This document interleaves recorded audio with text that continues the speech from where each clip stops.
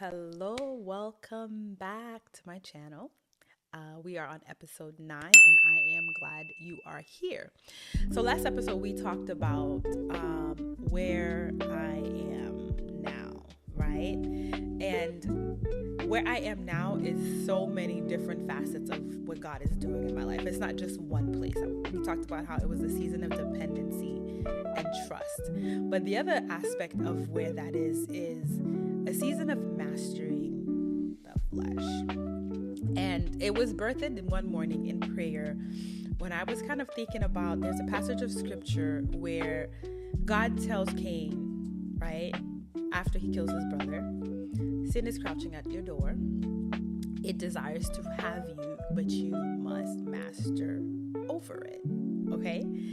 And I was thinking about that passage of scripture, and I was telling God, like, if mastery wasn't an option, you wouldn't have said it, right? And as I've, been going through this season of rediscovering God and God really opening my eyes to who I am, who I could be, who He wants me to be, He opens my eyes to certain things. And one of the things I've been telling God is, I don't like the way I respond to things sometimes. And one of the places I do not like my response a lot of the times is when dealing with my husband, if I'm being totally honest. So my husband, I always say my husband has the ability, and the only other person who had this ability was my mom, but she's not here. But my husband has the ability to just make my blood boil, if you know what I mean, right? And it could be the simplest things, and I am just ready to lose it. Yeah, ready to lose it. And I remember while my mom was ill, my cousin came to live with us for a little bit to help take care of my mother. And I watched how she would deal with her husband, how they interacted with each other. And I was always flabbergasted about the way she handled things that I would have completely flown off the handle for. She just had such grace, right? She just had such poise. And I would wonder, like, why does she have a completely different reaction than I do, right? Why is she not like blowing up? And mind you, and here's a funny thing. She's being so sweet and nice to her husband, and I'm mad. And it even happened to me. And then I would think about my husband, and I'd be like, if he did that, I would. And again, he didn't even do it, right? So I started to pray, and I was asking God, like, why are our reactions so totally different? Complete transparency. Our family, one of the things I realized, one of the traits that we have in our family is pride and stubbornness. And you can't really deal with something until you really know what you're dealing with, right? I recognize it in my mom. I recognize it in my dad. I recognize it in my uncle. Recognize it in myself. We have an issue with pride, right? And when I was looking at how my cousin behaved with her husband and then how I behave or how I would respond to certain things, it got me thinking. I was like, God, I don't like the way I respond. I want to be happily married. I don't want to just put on a front. I don't want to have an exterior presentation that looks good and an interior is crumbling. And I recognize that in order to, not through my own intelligence, through my own smarts, no, through God telling me, if you want to see change, you got to change, which that's a story for another day, because when He told me that, I didn't like it at all, because I thought like He was blaming me for the issues in my marriage. Anyways, so I said, God, like, I want to do it right. I want to have the full picture of what a godly marriage is like. I don't want the outward. I want the full picture. And so God began to show me, girl, here is why you respond the certain ways that you do. And one of the lies that I believed for such a very long time was that I was stuck there. Change was not available to me. I was always going to be this person. And if you are dealing with those kind of lies, I want to take a moment to rebuke it now. because it's not true. As long as you're alive, not only is God not done with you, but he's actively working on making you the better version of yourself every single day, right? And there's nothing too hard for God. So even though you've been perpetuating a certain cycle forever, God can change it, okay? So I have been perpetuating certain cycles for a long time, certain attitudes, certain viewpoints that are detrimental for such a long time. And I got to the place where I'm like, God, I desire to change. And I believe it's, and the funny thing is, it's not even, I don't even want to take credit for the desire to change. I believe it's just that time, the appointed time, where God is like, okay, we've crossed, this off the list.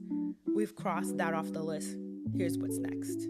And in the season of here's what's next, it's mastering my flesh. And I feel like my husband is such a great example of how to master, because he's the person I have the most interaction with, right? He's the person, for better or worse, that can put me in a good mood, bad mood. It's the person that I have to check my responses with. It's the person that I have to show grace to. It's the person that, I have to evolve with. So in the season of mastering the flesh, right? The other day, my husband texted me something.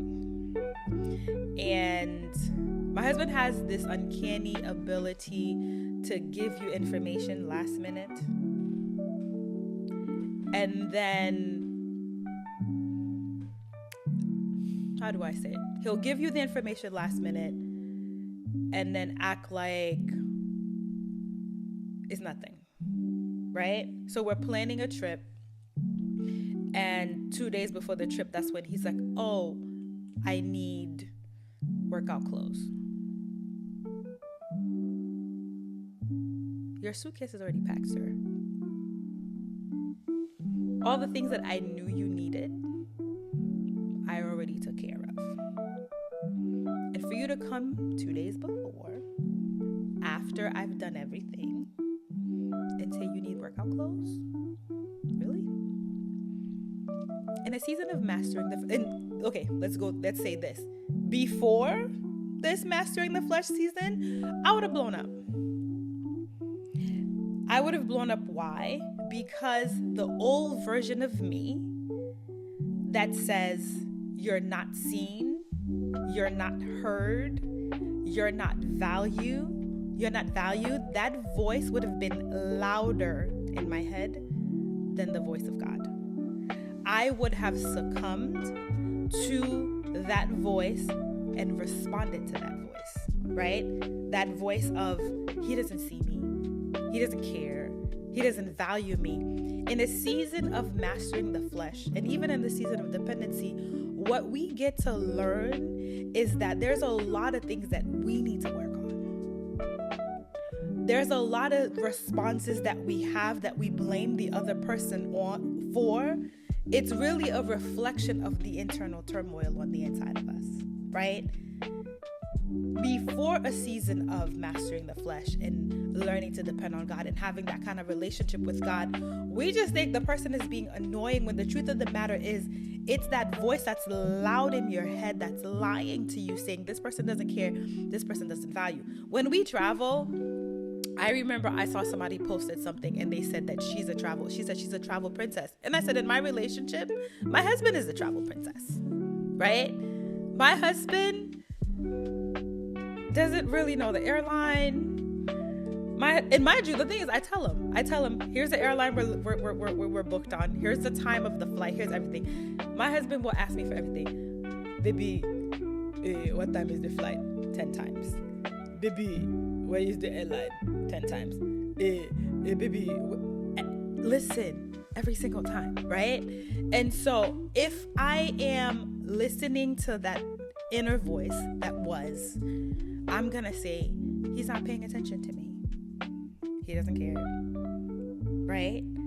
When the truth of the matter is, that's the inner voice of the unhealed me that wants to have the final say. So in a season of mastering the flesh, it's recognizing that. And I don't know if we get to the place where we don't ever hear that voice again, because I haven't gotten to that place. But I feel like in this season, it's recognizing that voice and choosing not to respond to that voice. It's recognizing that that voice is a lie.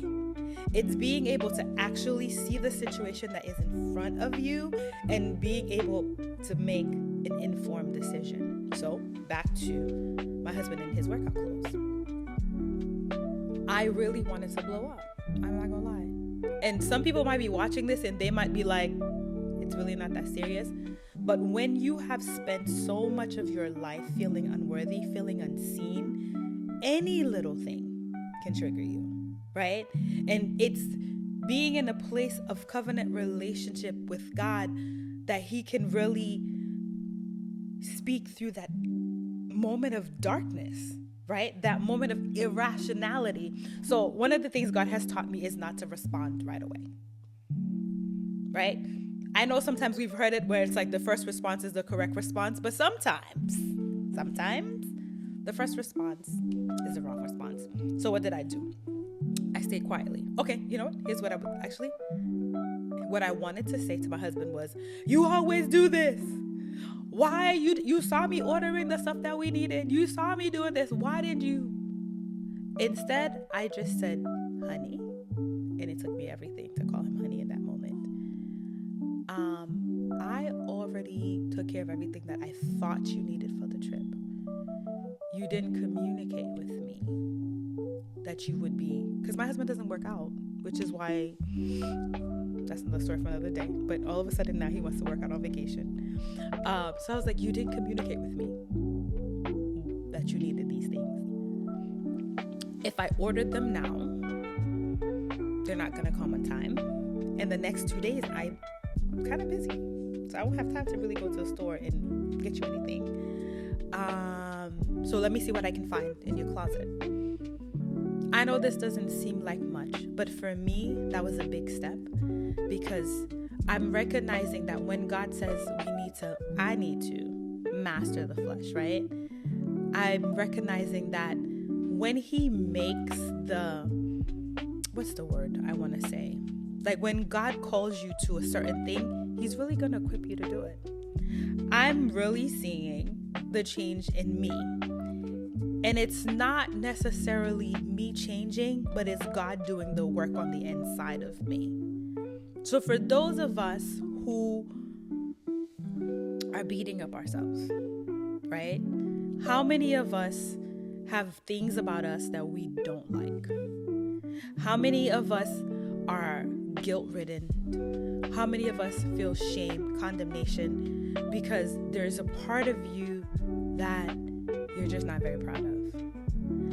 I want to encourage you today that if you put your hand in God, like if you put you in the hand of God, the timing of when things will happen is not dependent on you. It's dependent on Him. Now, I know that you may want to fix everything all at once. You may see your flaws from A to Z. And in your mind, in order for you to be right with God, you got to work on everything. But God is so merciful in the way that He is, that He gives us time. All right, we're going to work on A. When we've mastered A, we're going to work on B. When we've mastered B, then we're going to work on C. I haven't liked this about me for a while, right?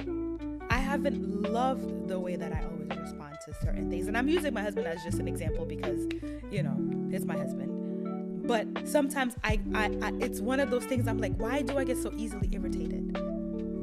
Why am I aggravated at this? Why did I respond this way? And I was beating up myself. And for the longest time, I just believed the lie that this was who I was going to be.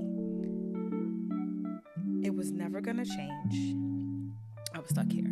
When the truth of the matter is, it just wasn't time. So I want to encourage you not to beat up yourself with your accelerated time frame on how you want to get things done. And to really, what's shifted for me is I really started to focus on God. What really shifted for me is I'm like, God, in this time frame, my focus is my relationship with you. Now, however you choose to do that is on you. I decided this year that, God, I'm going to make you a priority. I remember a few years ago, God and I talked about this mastering the flesh situation, right? He was like, this is, I don't know if you get that from God, but I feel like every single year God gives me some kind of direction. And a few years ago, I feel like the direction was exactly this place where I am now. We have to bring the flesh under subjection. Okay?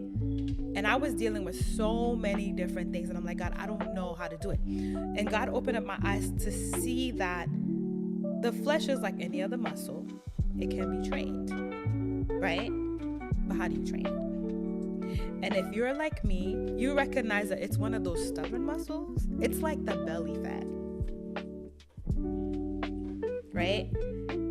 You can do so much activity, so much exercise, and it's hard to bring it under control, right? And so God showed me a few years ago, all right, this is where we need to work on. I didn't think it was possible.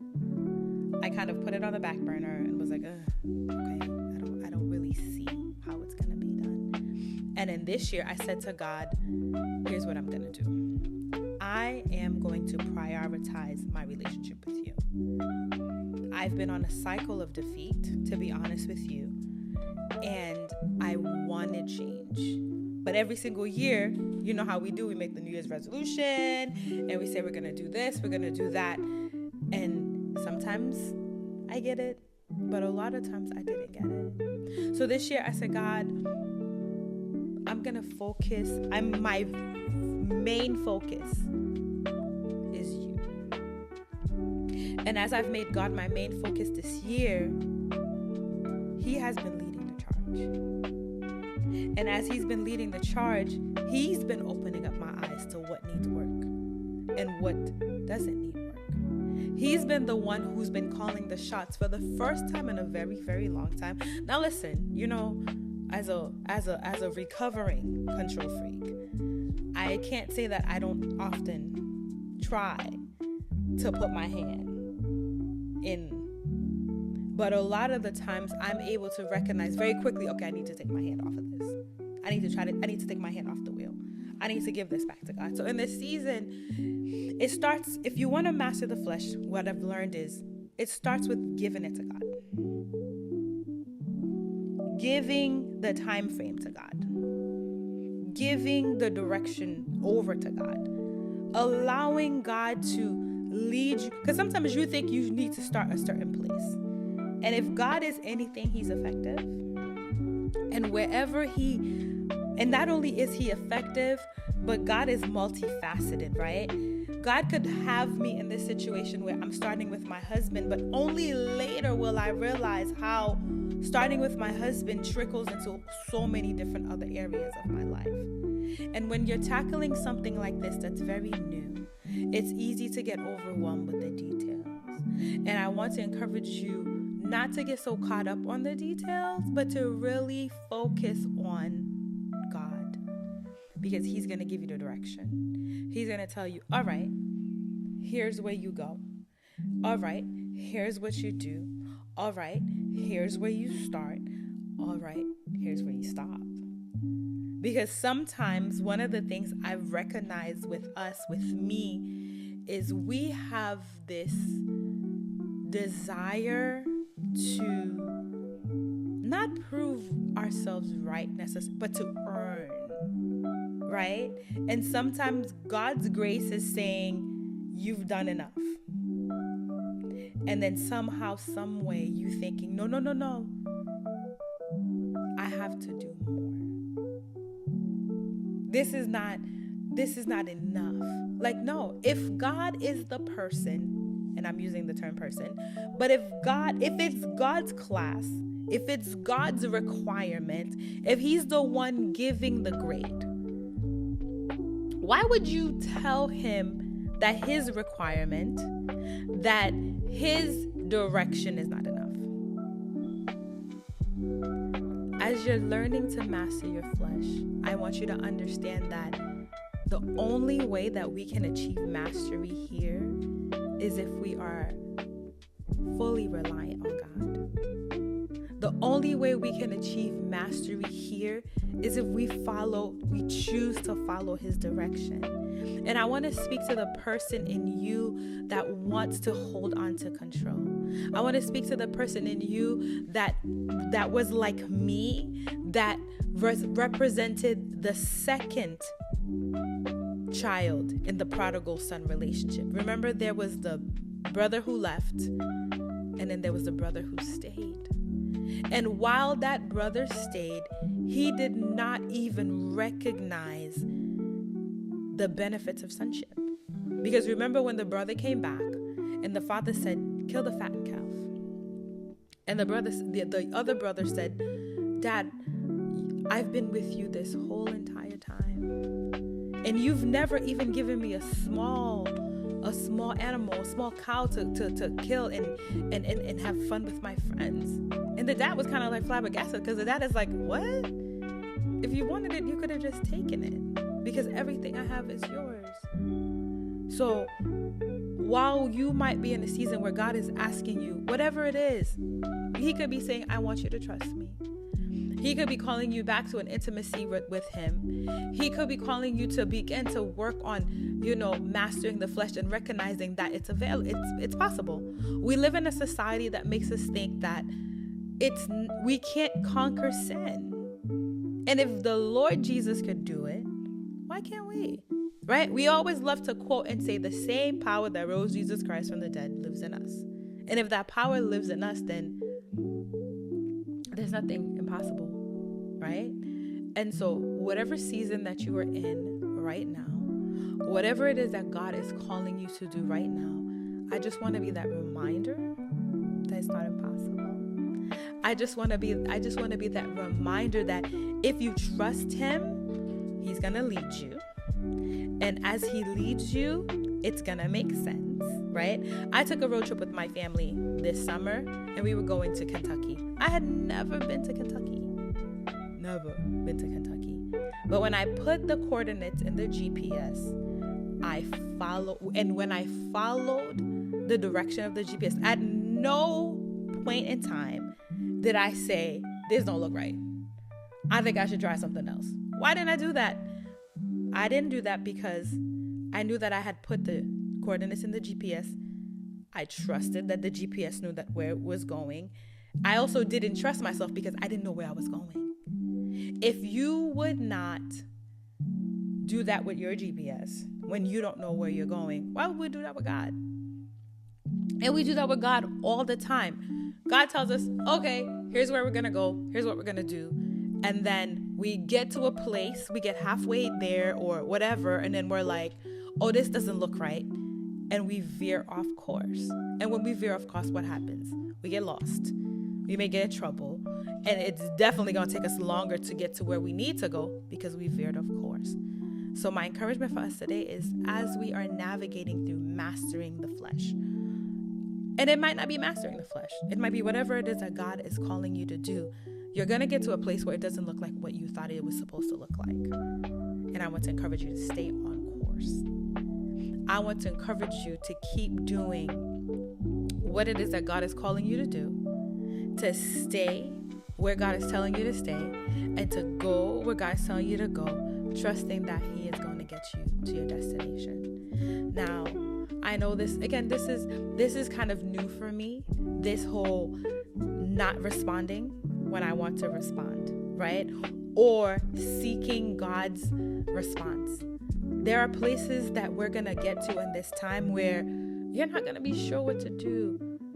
But if you want to let God lead you, we got to be like David. David was a guy where everything he was going to do, he says, God, shall I go up against the Philistines? Shall I go here? Shall I go there? Shall I do this? In this season of mastering the flesh, of being dependent, or whatever it is that God is calling you to do right now, the trick to it is to surrender to him Ask him what he wants you to do, how he wants you to do it, and in doing it the way that he wants you to do it. Now, I know this is not an easy thing to do, and I know that it's going to take time, but I am praying and encouraging you to really take this time to follow what it is that God is calling you to do, to master the flesh, really and truly, and to give yourself grace, knowing that it's not going to happen overnight. But just the same way God said it to Cain, if mastery was not an option, he wouldn't have said it. God bless you. If you like this, please subscribe and share. I will see you next time.